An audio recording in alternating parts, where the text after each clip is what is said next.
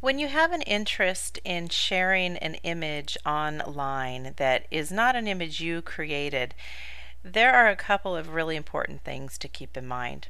First of all, images created in the United States are automatically covered under something called copyright law. And copyright law means that only the author is able to use that image and reuse it in different situations. For another person, like yourself, to use an image that is covered under copyright, that means that you need to have the express permission from the copyright owner in order to do so. Or the use of your image has to fall under fair use, which is a particular clause of copyright in the United States. That can get a little bit complicated. So what I want to encourage you to think about doing is finding an image that you may actually have a license attached to it that says it's okay for you to use it. And that type of that type of license is referred to as a Creative Commons license, also sometimes called an open license. So an easy way to find images that are licensed for reuse rather than copyright is to go to google.com and then at the top of your screen click on Images. That's going to take you to the Google image search page, which you see here. Now what I want to do next is click on Advanced Image Search to the right. And in this area I can type my keywords at the top for the image that I'm looking for. I can also, if I want, select a particular size. So I'm going to select a medium image. I can choose a particular aspect ratio. I'm going to leave that just as is. And there are other criteria.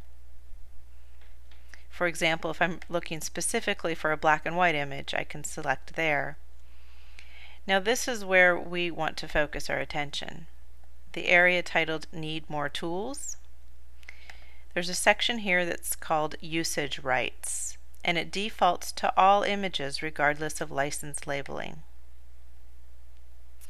Down below we can change that to only images labeled for reuse, and that's what we want to do.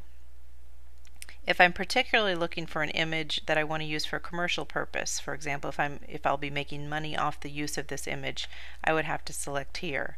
If I want to change the image in any way, I'd have to select here. I'm going to leave those both blank because they don't apply to me. Now I'm going to click on Search Images. Now all the images that appear here in some way correlate with the keywords that I've shared. And let's say I find one that I want to use. Here's what I do. I like this one over here. So I'm going to go ahead and click on it. And this opened automatically in the Flickr page, which sometimes it does and sometimes it doesn't, interestingly. I'm going to do a control click or a right click, and you'll see that it gives me the option here to view the usage rights. I clicked on Some Rights Reserve just to show you that. It says that to use this image it has to be used as is, there's no derivative works, and I need to attribute the owner, which I'm happy to do. So I'm going to go back and I'll go to the medium size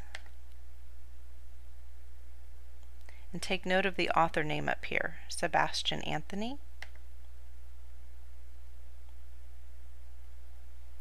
And I'm going to save that image to my desktop.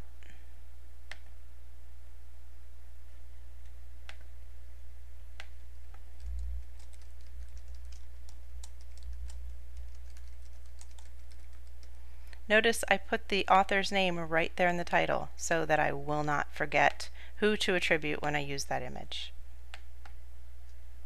Hope that's helpful.